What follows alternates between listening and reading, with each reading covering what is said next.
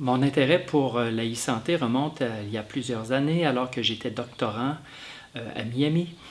Et j'ai eu une opportunité d'étudier les systèmes d'information hospitaliers. Donc, on parlait du dossier patient informatisé. C'était à Jackson Memorial Hospital au début des années 90. Donc, on parle des premiers balbutiements là, de l'informatisation du réseau de la santé. Alors, j'ai fait plusieurs études de cas, dont un au centre de traumatologie de l'hôpital, un autre à l'unité des Grands Brûlés. Et puis, c'est à ce moment que j'ai réalisé tout le potentiel qui se cachait derrière les technologies de l'information pour bien supporter le travail des médecins et des autres professionnels de la santé.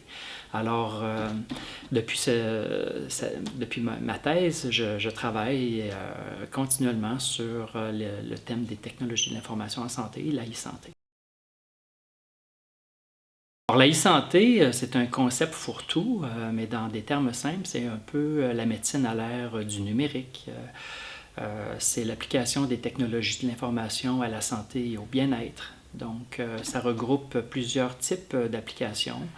La santé connectée en étant un, donc c'est le recours aux objets connectés, aux applications mobiles pour aider chacun d'entre nous à mieux prendre soin de notre état de santé, de notre bien-être. C'est également les systèmes d'information hospitaliers qu'on retrouve dans tous les grands CHU, mais aussi les systèmes d'information qu'on retrouve en cabinet privé qui vont aider les professionnels de la santé à prendre soin des patients, donc c'est-à-dire donner les bons soins aux bons patients au bon moment.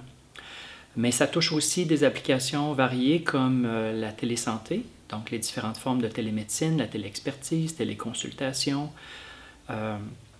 Et ça concerne finalement aussi la robotique, hein, tout ce qui concerne la robotisation du bloc opératoire et puis l'intelligence artificielle.